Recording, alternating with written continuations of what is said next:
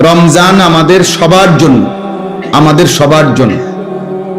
এই জন্য মাহে রমজান এক মুমিনের জীবনের শ্রেষ্ঠতম সম্পদ। জীবনের সব বেলা গাফলতি করা, সারাক্ষণই ফাইজলামি করা ঠিক না। সব সময় মানুষ খামখেয়ালি করা এটা ঠিক না। এই জন্য মাহে রমজানের সামনে রেখে আমাদের প্রত্যেকের জন্য উচিত যে রমজান সম্পর্কিত কিছু কথা শোনা। এতে করে যতবার শুনবেন, এই মসজিদের ইমাম সাহেব বলছেন, ওলামায়ে কেরাম বলছেন, আপনার যতবার শুনবেন, প্রতিবারই আপনার ভিতরে নতুন করে প্রেরণা জাগবে, আগ্রহ উদ্দীপনা হবে, মহব্বত তৈরি হবে। এই জন্য আমি সবাইকে বলছি, দোস্ত, সামনে পিছনে কেউ একজনও মোবাইল টিপবেন না, এবং মোবাইল দিয়ে হাতে ধরে ভিডিও রেকর্ড করবা না উচিত। দ্বিতীয় কথা হলো, তোমরা ছেলেরাও এই যে কেউ কাউকে যারা কমপক্ষে 14 বছর বয়সী অথবা তার চাইতে বেশি বয়সী একজন আরেকজনকে জড়াইয়া ধরা বসবা না। আমি দেখছি কয়েকজনকে, দেখতেছি, তোমরা আলাদা আলাদা বসো, আলাদা আলাদা। এটা অসভ্যতা। 14 বছরের পরে যারা বয়স 14 থেকে 15, এই 1 বছরের ভিতরে একটি ছেলে বালেগ হয়, সাবালক হয়।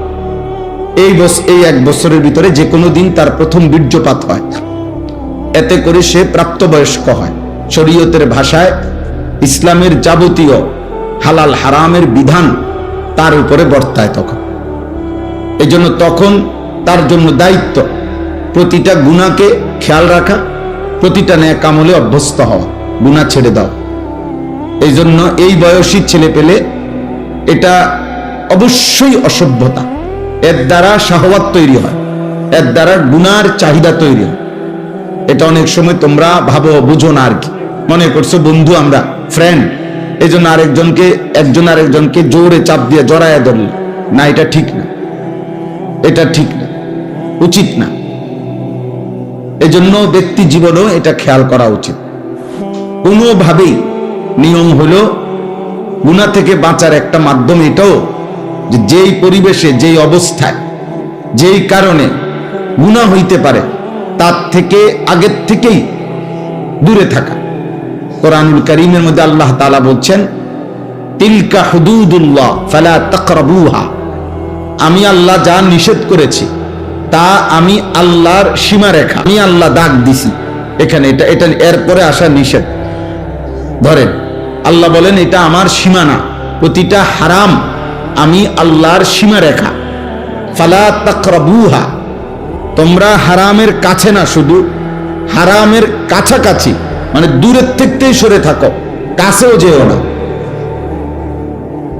একেবারে যেই দাগ দিছে এই দাগের উপরে তো আসবাই না, বরং দাগের কাছেও আসবা না, আরো দূরের থেকে সরে যাব গুনার। এই কথা কোরআনে বারবার আছে। হযরত আদম এবং হাওয়া আলাইহিমাস সালাম সর্বপ্রথম যেদিন উনাদেরকে আল্লাহ তাআলা নিষেধ করছেন যে তোমরা ওই নির্দিষ্ট গাছের কাছে যেও না, ফল খেও না জান্নাতের মধ্যে, ওইখানে ওই দিন নিষেধের বেলায় আল্লাহ তাআলা এই শব্দটা প্রথম দিনই ব্যবহার করছে, ওয়ালা তাকরাবা হাদিহিস শাজারা, তোমরা দুইজন এই গাছের কাছেও যেও না। মানে গাছের সামনে তো যাইবাইরা, গাছে দেখা যায় এমন কাছেও যাইও না। এই গুনার ক্ষেত্রে নিয়ম হলো গুনাহ করবে না এটা না, গুনার কাছেও যেও। ওয়ালা তাকরাবুজ জিনা, এই যে কোরআনের শব্দ, তোমরা জিনা হইতে পারে ব্যভিচার, মানে লজ্জাস্থানের নাফাক ব্যবহার, লজ্জাস্থান দ্বারা যে কোনো গুনাহ এটাকে জিনা বলে।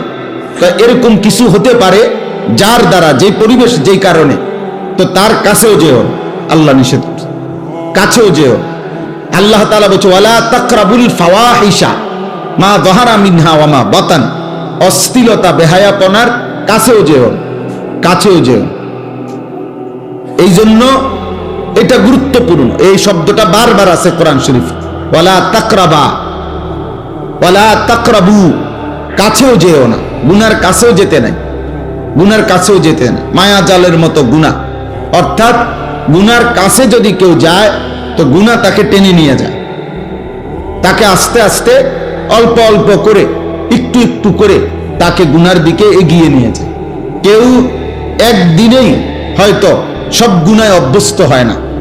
কোনো মদখোর একদিনেই মদ খায় না, নেশাখোর, নারী লুভী, চরিত্রহীন, কিন্তু একদিন এই নিজেকে ছেড়ে দিলে হারামের ব্যাপারে কেউ যদি তাসাহুল করে, মানে যা নিষেধ তার ব্যাপারে যদি কেউ অবহেলা করে, একটু একটু হলে কিচ্ছু হইতো না, না এই একটু আধটু একদিন তাকে পূর্ণ গুনার মধ্যে লিপ্ত করে ফেলে। এই জন্য এটা জরুরি ভাই। সব সময় যদি মনে করো জীবন মানে খামখেয়ালি, জীবন মানে হাসি ঠাট্টা মজাক, জীবন মানে তামাশা, এটা উচিত না। একজন সুস্থ স্বাভাবিক মানুষের সবকিছু বন্টন করা। বিবেকবান মানুষ বলে তাকে যে তার কর্ম বন্টন করে, কাজ, আমার খাওয়ার টাইম কতক্ষণ, আমার বিশ্রাম কখন, আমার পড়ালেখা কখন, আমার উপার্জনের জন্য ফিকির কখন, আমার নামাজের টাইম কখন, এইভাবে ভাগ করে। নয়তো নামাজের টাইম নির্ধারণ করে কেন যে 7:30টায় এশার জামাত, 4:30টায় আসরের জামাত, এরকম টাইম ঠিক করে কেন? আল্লাহ তাআলা মানুষের কাজকে সময়ের সাথে বন্টন করে দিয়েছে। হযরত আব্দুল্লাহ ইবনে মাসউদ রাদিয়াল্লাহু তাআলা আনহু তিনি বলতেন যে আমি আমার হায়াতের ওই মিনিট, ওই সেকেন্ডকে অনর্থক মনে করি যে এই সেকেন্ড আমার আখিরাতের কোনো কিছু অর্জন হয় নাই।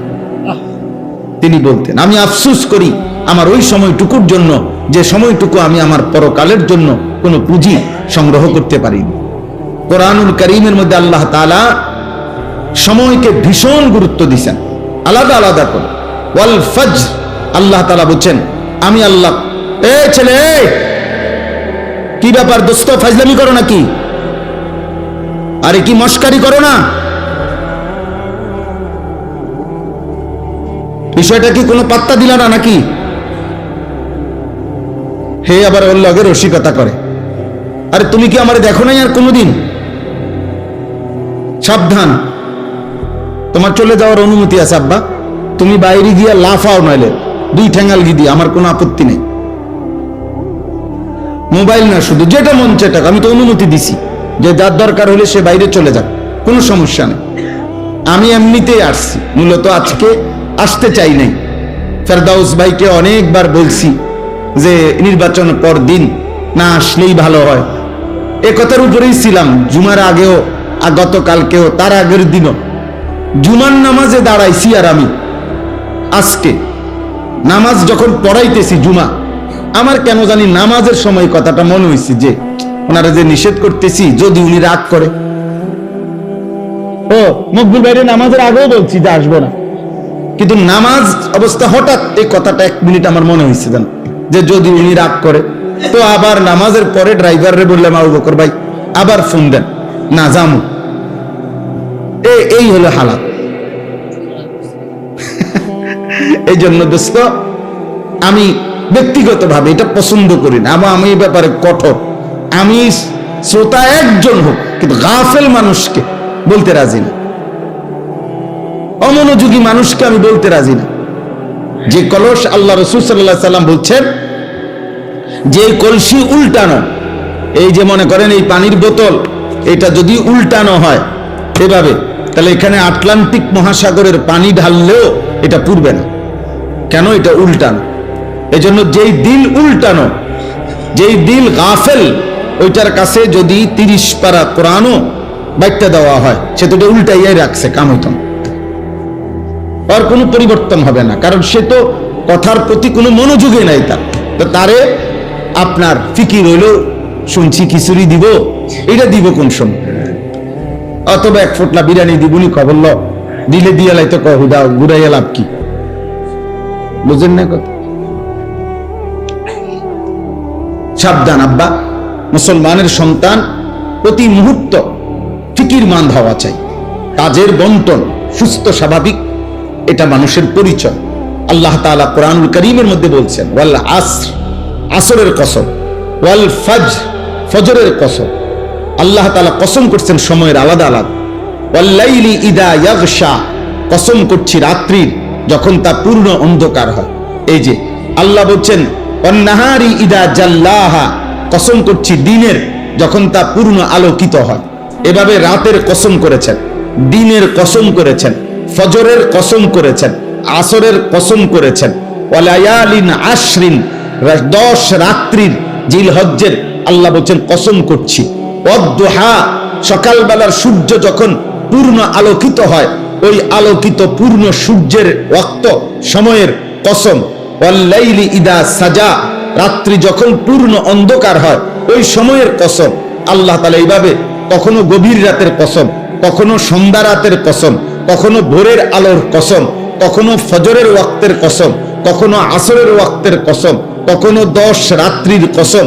এবার আলাদা আলাদা সময়ের কসম করে আল্লাহ বলছে বান্দা সময় তোমার জীবনে প্রতি ঘন্টা মিনিট সেকেন্ড শতভাগ মূল্যবান, শতভাগ মূল্যবান। অ্যাম্বুলেন্সের পিছনে অনেক সময় লেখা থাকে, অনেক অ্যাম্বুলেন্সের পিছনে লেখা থাকে যেখানে প্রতিটি মুহূর্ত মূল্যবান।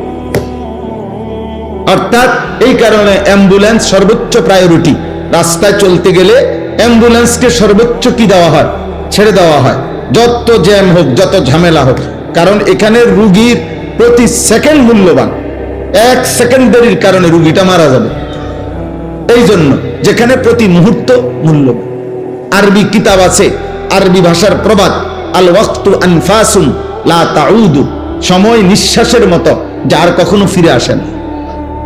কোন নিঃশ্বাস মানুষের আর ফিরে আসে না। এটা দ্বিতীয় নিঃশ্বাস, ওটা তৃতীয় নিঃশ্বাস, আগেরটা না। কোন সেকেন্ড আর আসে না, এটা তো চলে যাওয়ার সেকেন্ড। ইমাম শাফিঈ রাহমাতুল্লাহ আলাইহি বলছেন যে আমাদের জীবনে আছে কি, যে ওয়াক্ত চলে গেছে সে তো চলেই গেছে, যে ওয়াক্ত আসবে সে তো আমি জানি না আমার জন্য আসবে কিনা। কাজেই সময় আমার কতটুকু, এই মুহূর্তটাই, প্রতি মুহূর্ত যে মুহূর্তে আমি আছি এই মুহূর্তেই আমার সময়। কারণ আগামীর মুহূর্ত আমার জীবনে আসে না, নাই, তার তো কোনো নিশ্চয়তা নাই। পিছনের মুহূর্ত তো চলেই গেছে, তাকে তো আর ধরে আনার সুযোগ নেই। পিছনের কোনো মুহূর্ত আর আনা যাবে না। আগামীর কোনো মুহূর্তের নিশ্চয়তা আছে? তাহলে এই শুধু এখনই সময়, এটুকু সময়।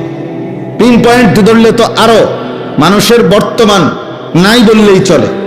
প্রতি পিন পয়েন্ট মানে অর্থাৎ আপনি যদি একটা বল পেন, শীষ কলম যদি আপনি ধরেন, একটা ফোঁটা দিলেন, একটা জায়গার মধ্যে আপনি ধরলেন, ধরলেই চিন্তা করেন এখানে ধরলে 1 সেকেন্ড যাইতেছে তো সে তো চলে যাচ্ছে, 1 সেকেন্ড আসতেছে তো সেটা তো আসতেছে।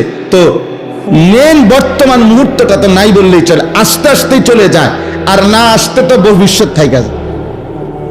এই জন্য হায়াত একদম অল্প, সময় একদম অল্প, বাস্তবতা ভাই। ছেলেরা তোমরা যদি বুঝতা, তোমরা যদি বুঝতা, বাবা আপনারাও যদি বুঝতেন, যিনি বৃদ্ধ তাকে আল্লাহ দয়া করেছেন, যিনি যুবক তাকে আল্লাহ দয়া করেছেন, যাকে আল্লাহ হায়াত দিয়েছেন তাকে আল্লাহ তাআলা রহম করছেন। এক একটা হায়াত, এক একটা ঘন্টা আল্লাহ তাআলার দয়া। বান্দা আমি তোমাকে সুযোগ দিচ্ছি। এজন্য কোরআনুল কারীমের মধ্যে আছে প্রত্যেক মানুষের হায়াত কিয়ামতের দিন আল্লাহ তার বিরুদ্ধে সাক্ষী হিসাবে পেশ করবে, যে তোমার হায়াতই তোমার বিরুদ্ধে আমি আল্লাহর দেওয়া দলিল। কেন নামাজ পড়তে পারো নাই? আমি কি হায়াত দেই নাই? কেন আমার জিকির করতে পারো নাই? আমি কি হায়াত দেই নাই? কেন আমার কোরআন তেলাওয়াত করতে পারো নাই? আমি কি হায়াত দেই নাই? এইভাবে আল্লাহ তাআলা বলবেন আওয়ালাম নুআম্মিরকুম, আমি কি হায়াত দেই নাই? আওয়ালাম নুআম্মিরকুম, আমি কি হায়াত দেই নাই? এভাবে আল্লাহ তাআলা বলবেন ওমান নুআম্মিরহু নুনাক্কিসহু ফিল খালক। আল্লাহ বলেন আমি যাকে হায়াত লম্বা করছি তাকে আমি আল্লাহই পুনরায় আবার প্রথম অবস্থায় ফিরিয়ে আনছি। আফালা তাকিলুন, তোমরা কি বুঝবা না? আল্লাহ তাআলা বলেন তুমি দেখো বৃদ্ধ মানুষটা তো বৃদ্ধ ছিল না, যুবক ছিল, মজবুত ছিল, আজ আবার বৃদ্ধ হয়ে গেল।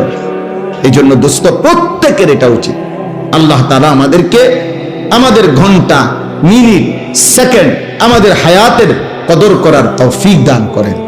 আল্লাহ তাআলা আমাদের সবাইকে কবুল করেন।